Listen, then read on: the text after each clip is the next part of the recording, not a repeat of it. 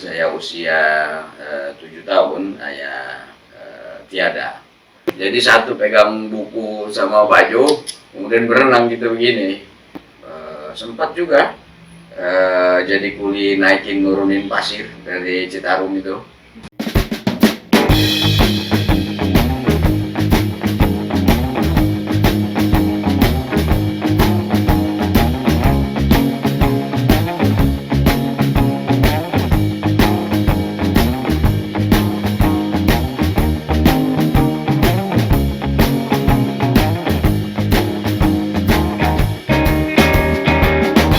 Assalamualaikum warahmatullahi wabarakatuh.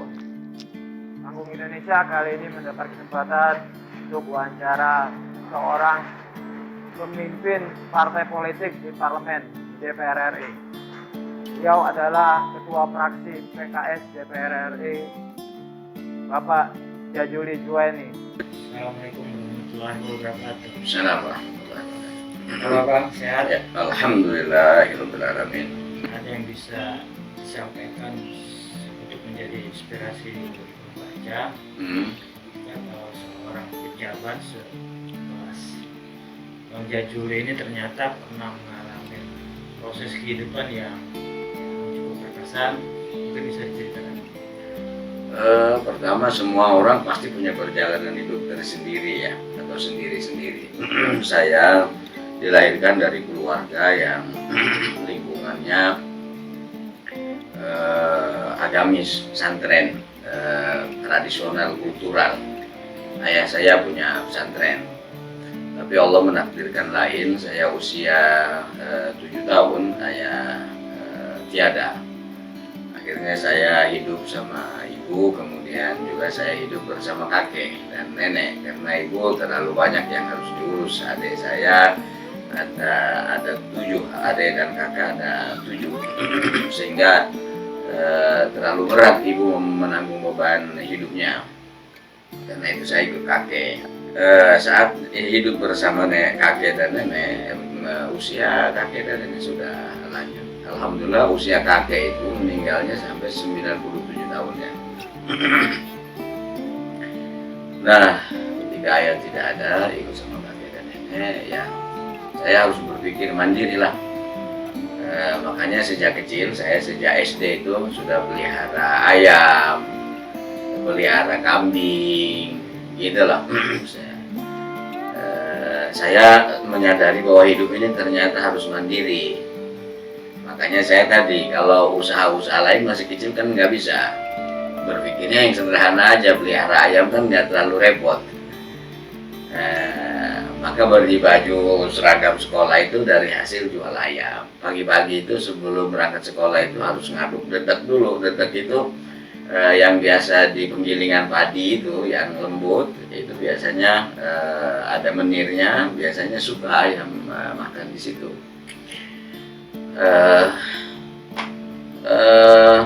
Sekolah zaman dulu sih sebenarnya rata-rata ya, itu juga tidak semua orang bisa, karena kendaraan dan transportasi umum itu sangat terbatas.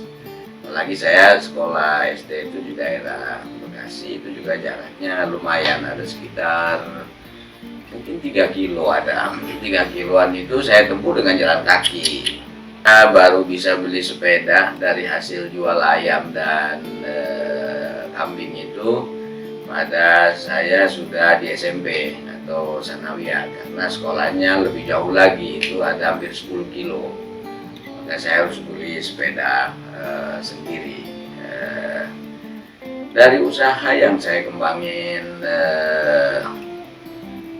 ternak ayam, ternak kambing, ini cukup bagus. Alhamdulillah saya bisa ganti atau beli tas sekolah, akhirnya saya beli sepatu. Waktu saya belum belum punya uang ya, untuk beli sepatu juga susah. Sekolah dulu masih lumrah juga sih, sekolah nggak pakai sepatu itu. Gitu. Kemudian saya juga terus kembangkan kemandirian ini. Karena ayah tidak ada, saya juga harus ikut membantu ibu. Kemudian adik saya bawa waktu saya sudah di SMP atau sanawiyah, adik saya 2 itu saya bawa. Sekolahnya di Sanawiyah, sekolahnya Saudara apa nomor? 2. Sekolahnya SMP dan SMA saya itu di Batu Jaya, Matlaul Anwar, Batu Jaya, dan itu dari Bekasi itu yang Bekasi Utara itu tidak terlalu jauh, hanya nyebrang Kali Citarum. Nah, yang uniknya itu juga kadang-kadang nyebrangnya kan pakai perahu itu tuh jasa, ya itu kan kayak masih digoes gini. Itu kadang-kadang tukang perahunya pun tak ada. Kalau sudah tukang perahunya tak ada, terpaksa kita harus berenang. Jadi satu pegang buku sama baju, kemudian berenang gitu begini. Nah, itu seru juga itu, nyebrangin Kali Citarum. Saya terus berupaya apapun yang saya lakukan, apapun yang bisa saya lakukan untuk bisa menghidupi diri dan 2 adik yang saya bawa bersama, tentu ikut kakek ya. Tetapi kakek sudah sepuh, tidak bisa lagi banyak melakukan ikhtiar usaha. Kemudian saya sempat juga jadi kuli naikin nurunin pasir dari Citarum itu dulu waktu SMP. Jadi kuli juga. Iya, kuli. Saya pernah ikut kuli bangunan juga dulu. Makanya semua urusan-urusan pekerja yang dilakukan oleh masyarakat itu biasa. Saya juga biasa bercocok tanam. Jadi kalau ikut sama kakek itu, kalau kemudian paman juga yang berada di lingkungan kakek ini punya pesantren. Jadi kalau sore habis asar itu ngaji di pesantren, tapi sebelum setelah ngaji di pesantren ikut sama kakek dulu bersihin tanaman palawija seperti jagung, singkong, timun.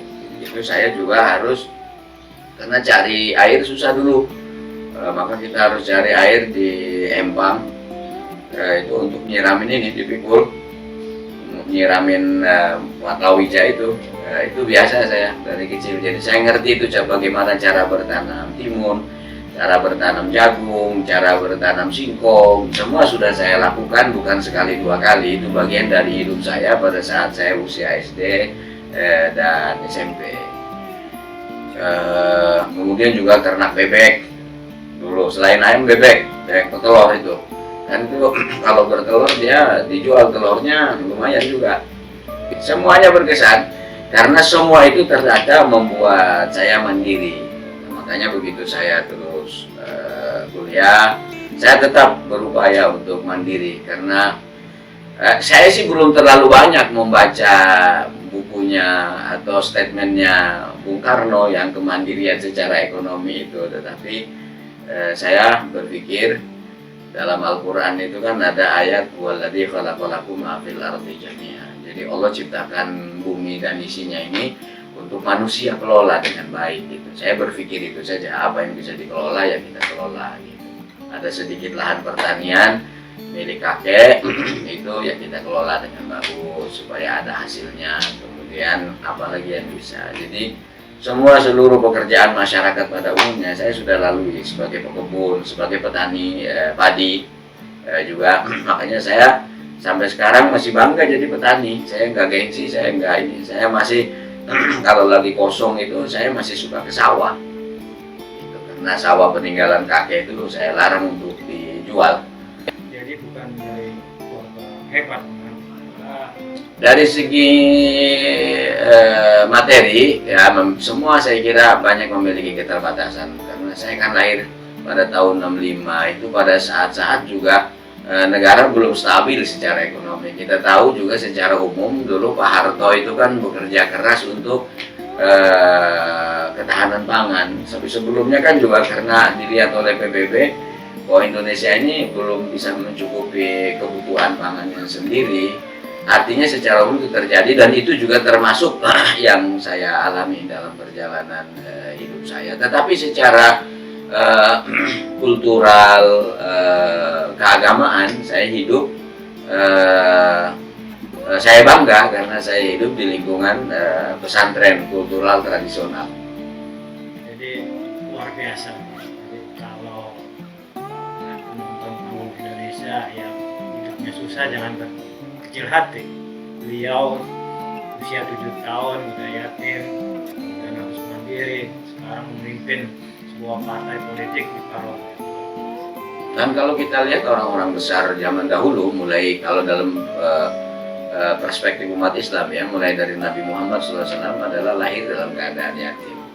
Jadi keadaan-keadaan seperti itu justru menempa orang untuk memiliki kepribadian yang tangguh, untuk memiliki kepribadian yang kuat, untuk memiliki kepribadian yang kokoh. Dan kalau suatu saat dapat amanah, entah itu kepala daerah atau memimpin apapun, orang-orang seperti itu mestinya dia berpikir apa yang dia pernah lalui itu, dia menjiwai gitu, sehingga kebijakan-kebijakannya itu selalu akan berpihak kepada masyarakat yang dulu dia pernah mengalaminya. Punya mutu hidup Pak? Ya, memberi manfaat sebanyak-banyaknya pada orang lain. Khairun nas anfa'uhum linnas, kata Rasulullah, sebaik-baik manusia itu orang yang memberi manfaat banyak pada orang lain. Apa yang bisa kita lakukan untuk orang lain, kita lakukan. Itu juga yang menjadi motivasi sekarang berada di kursi parlemen. Saya tidak pernah punya cita-cita sebenarnya jadi anggota parlemen ini, tapi situasi dan keadaan yang mendorong saya akhirnya ikut bergabung dalam partai politik yang waktu itu adalah PK, Partai Keadilan, yang didirikan oleh kaum intelektual dan anak-anak muda, mahasiswa begitu.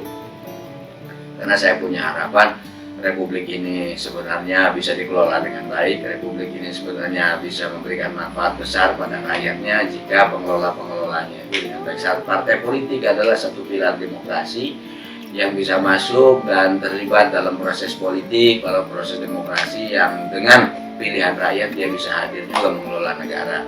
4 periode waktu yang panjang untuk memiliki suka duka menjadi anggota dewan. Sukanya dulu apa nih? Sukanya kita bisa memperjuangkan kepentingan rakyat dengan keterbatasan dan ruang undang-undang atau regulasi yang ada ya. Saya ini kan memang dari dulu sebelum jadi anggota dewan itu memberikan pencerahan kepada masyarakat dalam bentuk ceramah-ceramah, karena bentuk keterpanggilan untuk melakukan perbaikan dalam tatanan kehidupan sosial masyarakat. Saya sebelum jadi DPR sudah ceramah bukan saja di Indonesia, tapi sudah ke negara-negara seperti Eropa, ke Jepang, dan seterusnya. Saya melihat di parlemen itu juga sama sebenarnya, mimbar melakukan perbaikan gitu. Jadi sukanya saya bisa ketika ada menteri yang mengambil kebijakan itu tidak tepat sesuai dengan kepentingan rakyat, kepentingan umat, kita bisa ngomong langsung.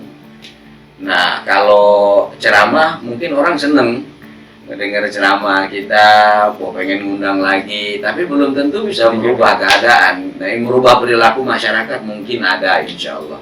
Tetapi kalau menjadi di parlemen ini, jadi DPR itu, kita bisa merubah kebijakan selama yang memiliki kebijakan atau eksekutifnya itu mau mendengar. Gitu. Paling tidak kita bisa ada kepuasan menyampaikan, memperjuangkan aspirasi masyarakat, aspirasi umat, aspirasi rakyat, dan seterusnya. Lukanya, lembaga parlemen ini kan sudah terlalu dibentuk ya. Saya tidak ingin menyalahkan media atau apa, tapi banyak pihak yang sepertinya nyinyir terhadap lembaga parlemen ini. Gitu. Selalu saja parlemen itu jatuhnya salah, jatuhnya itu jelek. Meskipun dalam waktu yang sama ini harus jadi PR bagi seluruh anggota parlemen, mulai dari pimpinan sampai dengan anggota biasa, bahwa lembaga parlemen ini adalah lembaga legislatif yang kehadirannya dipilih oleh rakyat.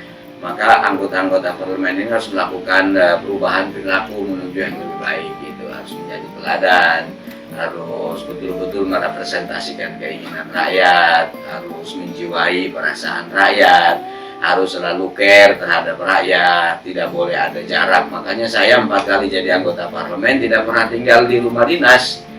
Saya tinggalnya di rumah pribadi saya, di kampung. Sini namanya kampung sawah, karena di depan situ ada sekolah, ada masjid sekalian, ada asrama yatim. Kita bantu masyarakat lah, karena kita dulu juga yatim.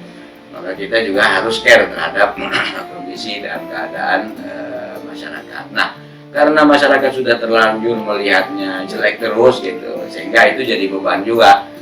kerjanya kalau DPR itu dicaci terus gitu, hampir tiap hari kan disalahin terus lewat media. Tapi ya itu resiko menurut saya. Masih buruk. Ya, karena tapi kualitas DPR tidak ditentukan oleh cacian itu.